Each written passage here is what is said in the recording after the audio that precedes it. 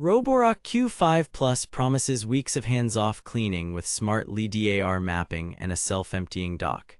Either we've reached robot vacuum peace or it's another round of tech roulette. On paper, you get 2700 paw suction, up to 180 minutes of runtime from a 5200 mAh battery, multi-level maps, room-by-room cleaning, and a dock that claims up to 7 weeks between empties.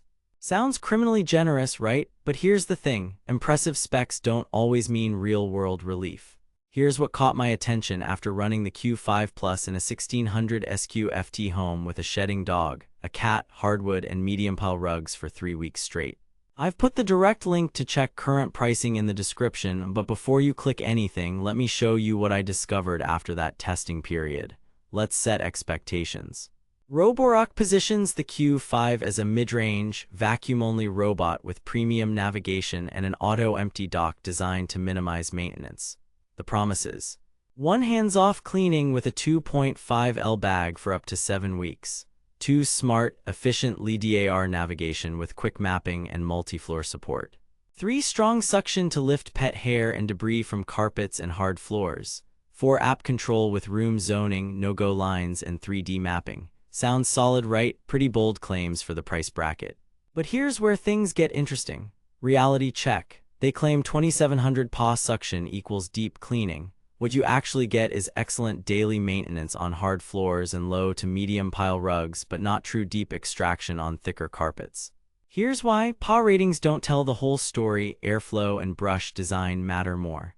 The Q5 Plus uses a floating all-rubber brush that resists tangles great, but it doesn't agitate as aggressively as bristled designs for embedded dirt. Evidence: in my sand pickup test on medium pile carpet, it got the surface pass easily, but a second pass with an upright still pulled visible fines. Good maintenance cleaner, not a carpet killer. They claim up to 180 minutes of runtime.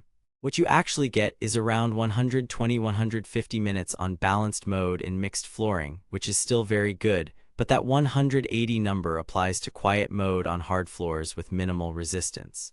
Here's where it gets mathematically impossible for larger, carpet-heavy homes. If your map shows 1800 plus SQ-FT with a lot of rugs, expect a recharge and resume cycle. It does resume accurately, but that adds an hour or 2 of wait time. They claim up to 7 weeks hands-free with the auto-empty dock. What you actually get depends entirely on pets and dust load. With 1 dog and a cat, I averaged about 3–4 weeks before the 2.5L bag hit the comfort limit.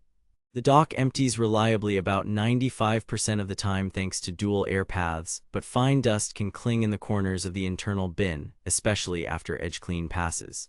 And yes, the auto-empty blast is loud for roughly 8–12 seconds. The plot twist: ongoing bag costs. They're inexpensive per bag, but it is a recurring cost you should budget. They claim smart navigation with quick mapping and 3D visualization. What you actually get is excellent LiDAR pathing with clean, parallel lines and efficient room coverage, plus multi-level maps that switch automatically. But no camera-based obstacle avoidance here. Let's be real, LiDAR can't see socks, cords, or pet toys low to the ground. If you leave spaghetti cables out, it will try to eat them. Evidence: like many owners report, the Q5 Plus is great when you pick up clutter, average when you don't. It will avoid walls and chair legs beautifully and find its dock consistently, but a phone charger on the floor. That's a hostage situation waiting to happen. Here's where things get interesting. App controls are among the best in class. Room-based cleaning, no-go zones, custom suction per room, multi-level support, and quick map are rock solid. The 3D map is fun but doesn't add much functionally beyond a visual flex. Detailed breakdown: navigation and mapping. LiDAR is fast and accurate. Quick map took about 15 minutes for a floor. It consistently covered 95% plus of reachable areas and handled table legs gracefully. It climbs thresholds up to roughly 20. Anything taller is a gamble. Edge cleaning is decent, but like all-round robots, it can leave a thin strip in tight corners. Cleaning performance: on hard floors, the Q5 Plus is a beast for its class, grabbing crumbs, litter, and pet hair without snowplowing thanks to good brush height control. On rugs, carpet boost helps, but embedded debris still favors an upright. Hair wrap is minimal because of the all-rubber brush, and bearings are easy to pop out and clean. Battery, noise, and dock.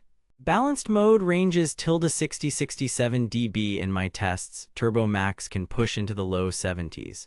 Recharging is sensible and it resumes where it left off. The dock's auto-empty pulse is loud but brief. Real talk, bag replacements add up, but the convenience is real if you hate bin dumps.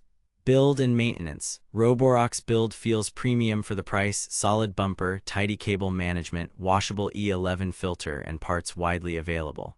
No mop module here. If you need mopping, look at Roborock Q7 Max Plus or S7 variants. Compared to Roomba J7 Plus, the Q5 Plus lacks obstacle avoidance but navigates rooms more efficiently and cleans straighter lines. Compared to Shark's Matrix line, the Q5 Plus app is more refined and updates are more reliable in my experience. Here's what nobody tells you: strategies matter. Run it daily to prevent deep buildup and you'll get better carpet results. Set no-go zones around cable nests. Empty the brush ends monthly. Replace bags before they're bursting to keep suction strong during the dock cycle. Verdict: recommended with asterisks. If you want reliable LiDAR navigation, a legit auto-empty dock, strong hard floor performance, and you can live without obstacle avoidance or mopping, the Roborock Q5 Plus is one of the safest mid-range buys. Pros: efficient mapping, low hair wrap, solid app, long battery, dependable auto-empty. Cons: no camera avoidance, only a vacuum, bold runtime marketing tied to quiet mode, ongoing bag costs, and just okay deep carpet extraction. If the price dips into the mid-range sweet spot, it's an easy green light. If it creeps toward premium territory, save your money for a model with obstacle avoidance or mopping. Stay savage out there. Thanks for watching. If this review saved you from wasting money or helped you find something actually worth buying, I've put the link to check current pricing and read more reviews in the description.